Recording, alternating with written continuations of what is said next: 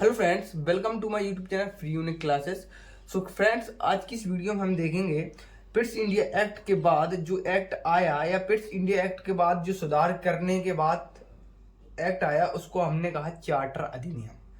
तो सन 1813 में पहली बार चार्टर अधिनियम आया और चार्टर अधिनियम में क्या खास था, जो क्या खास परिवर्तन किए गए जो पिट्स इंडिया एक्ट के आगे बढ़ा दिया। मतलब पिट्स इंडिया एक्ट में और चेंजेस करके चार्टर अधिनियम बना दिया और उसके थ्रू अब और शासन को सुदृढ़ बनाने के लिए और शासन को अच्छे से चलाने के लिए इस एक्ट को लेके आया गया था।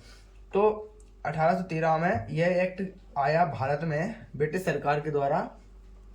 और इसमें क्या खास था, सबसे पहले तो इसमें यह था, इसकी ये पहली विशेषता ये थी कि जो पिट्स इंडिया एक्ट में जो शासन दो भागों में डिवाइड कर दिया था, जैसे कि राजनीतिक कार्यों के लिए क्या कर दिया था, बोर्ड ऑफ कंट्रोल बना दिया था और व्यापारिक कार्यों के लिए बोर्ड ऑफ डायरेक्टर्स का निर्माण कर दिया था।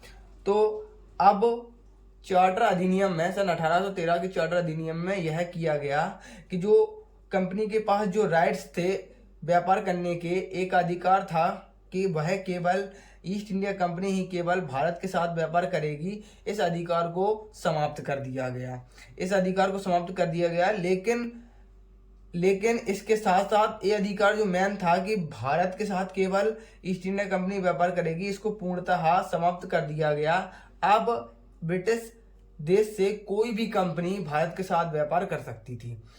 इसके बाद जो कंपनी के जो अधिकार पत्र था कंपनी का, उसको 20 वर्षों के लिए और बढ़ा दिया गया। मतलब कंपनी के अधिकार तो और बने रहे, लेकिन जो एक मोनोपोली थी, एक अधिकार था कि केवल ईस्ट इंडिया कंपनी ही भारत पर अधिकार करेगी, इसको पूरी तरीके से समाप्त कर दिया।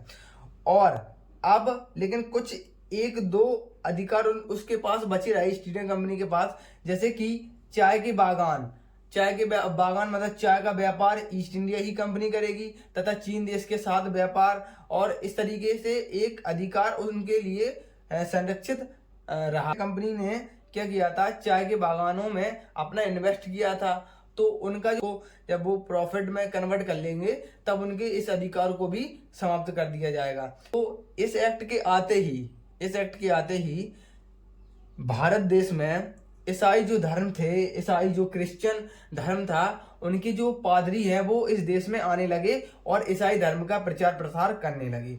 तो इसी तरीके से यह क्या था, जो 1813 का चार्टर अधिनियम था। अब फ्रेंड्स, अगली वीडियो हम देखेंगे 1833 का यही चार्टर अधिनियम को पुनः इन्होंने और इसमें इम्प्लीमेंट करके और इसमें और जो चेंजेस करके फिर 1833 में चार्टर अधिनियम को फिर से लेकर आए। उसमें क्या विशेषताएं थी, उसकी अगली वीडियो में उसको हम अच्छे से पढ़ेंगे। तो अगर आपको वीडियो अच्छी लगी हो तो प्लीज़ वीडियो को लाइक करें।